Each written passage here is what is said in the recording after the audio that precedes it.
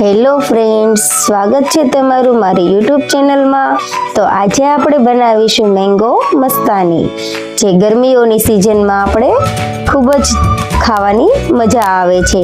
નાના બાળકોથી લઈને મોટા સુધી લોકોને ખૂબ જ મજા પડે છે મેંગો મસ્તાની ખાવાની। તો આજે આપણે મેંગો મસ્તાની બનાવવાની રેસીપી ચાલુ કરીએ। તેમના માટે મેં અહીં મેંગોને છાલ ઉતારીને રેડી કરી જ રાખેલ હતી। તેના આપણે આવા નાના નાના પીસીસ કરીશું। ત્યારબાદ આપણે મિક્સર જારમાં નાના નાના ટુકડા કરેલા મેંગોને નાખીશું અને તેમનો મેંગો પલ્પ બનાવી લેશું। તો આપણો મેંગો પલ્પ બનીને સરસ રીતે રેડી થઈ ગયો છે। ત્યારબાદ આપણે મેંગો પલ્પને ગાર્નિશ કરીશું। તો પહેલા આપણે ગ્લાસની અંદર મેંગોના ટુકડાઓ નાખીશું। પછી આપણે તેમાં ડ્રાયફ્રૂટ એડ કરીશું।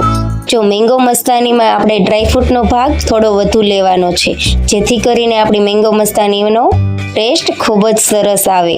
અને આપણે તેમાં વેનીલા આઈસ્ક્રીમ નાખીશું। ત્યાર પછી આપણે તેમાં મેંગો પલ્પ એડ કરીશું। આપણે મેંગો પલ્પ એવો રાખવાનો છે કે બહુ થીક પણ ના રહે અને પતલો પણ ના રહે, જેથી કરીને મેં એમાં 1 કપ જેટલું મિલ્ક નાખેલું છે। ત્યારબાદ ફરી આપણે વેનીલા આઈસ્ક્રીમનું એક લેયર બનાવીએ। ફરી પાછું આપણે ડ્રાયફ્રૂટનું એક લેયર બનાવીએ। ત્યારબાદ ફરી આપણે ઉપર મેંગોને ગાર્નિશ કરી લઈએ।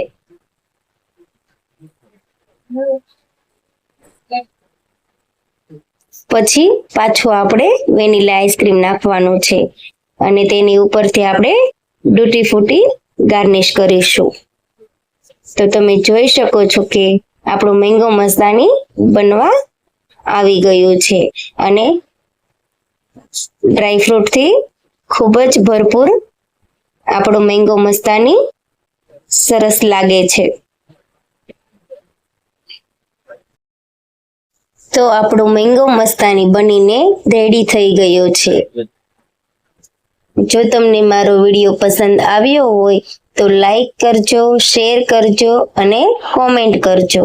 સાઈડ પર આપેલી બેલ આઇકન પર ક્લિક કરજો અને આવી જ નવી નવી રેસીપીઓ જોવા માટે મારી ચેનલને સબસ્ક્રાઇબ કરજો।